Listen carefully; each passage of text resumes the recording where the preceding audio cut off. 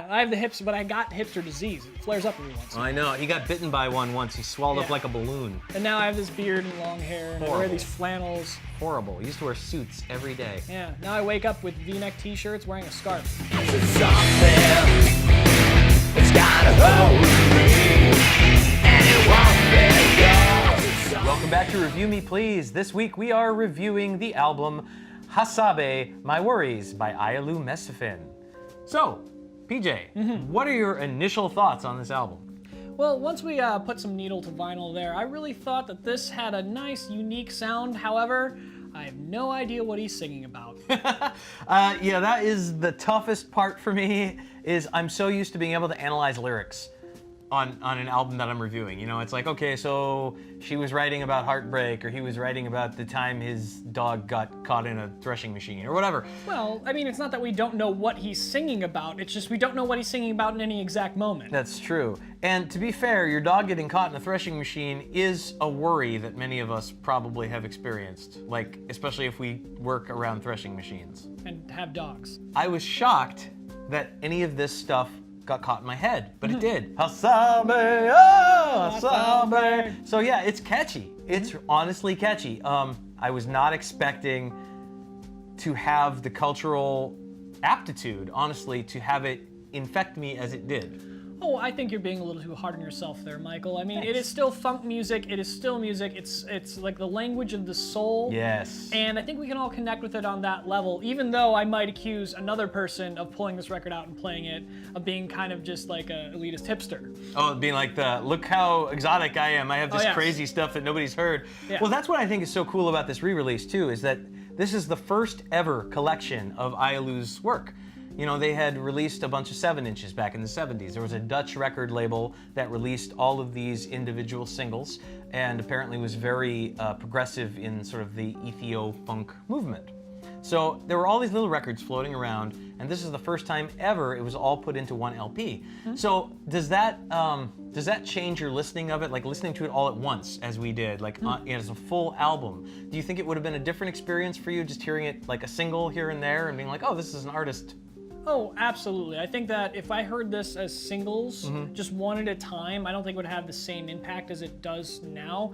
I mean, in a way, it's like a greatest hits. The thing is, there's no way for us to distinguish it as anything else as just a complete album. Yeah, well, it's gonna be stuff that we haven't heard too. So I mean, a lot of times with like a greatest hits collection, you're gonna know some of the songs.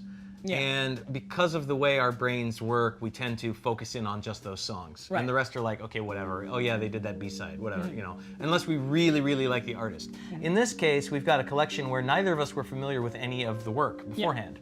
So you have to kind of hear it for the first time as a collection. Like, I can't separate them into single releases or tell you like, well, this is this year and this is this year without looking at the liner notes. Yeah. To me, it's like, this is an album. Yeah, absolutely.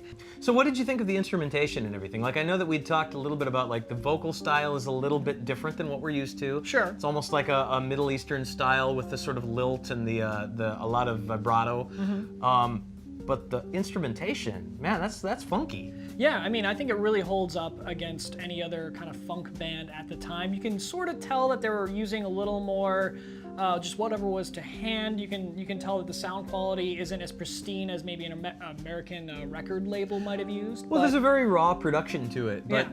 You know, I didn't think that bothered me much when I was listening to it, because I noticed it and we talked about it a little bit, but it didn't bother me, and it actually reminded me of kind of like the old punk records you hear from the original punk scene in the 70s, where it's like there is this scratchy sort of like analog quality to them, where it's like, this is not overproduced. This is very raw. This is probably all recorded at once on one mixer, just like bam. Yeah. You know, straight up recording what's happening with the band right now. Not multi-takes, not layering things in. Yeah.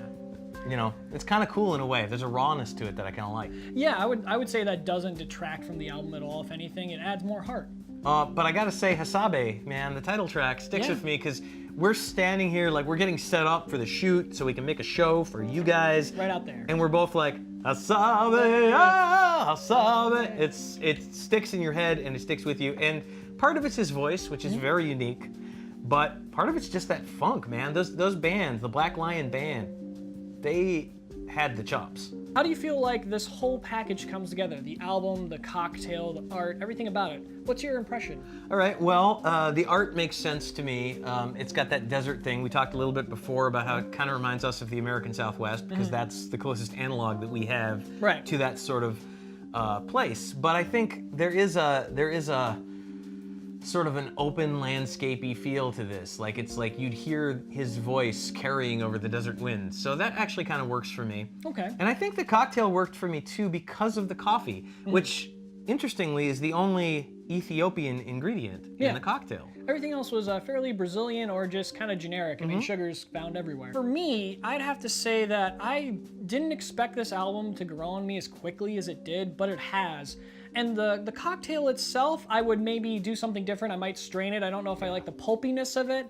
Also, I can't do too many sugary drinks because I'll get a headache, but I think it does combine well, and I think that they've, made a success. Yeah, I don't know if this is the kind of album I would listen to every day, but this is something I would pull out and will pull out once in a while to just be like, yeah, I feel like something kind of just groovy in the background where I'm just kind of chilling and drinking my coffee, cold brew.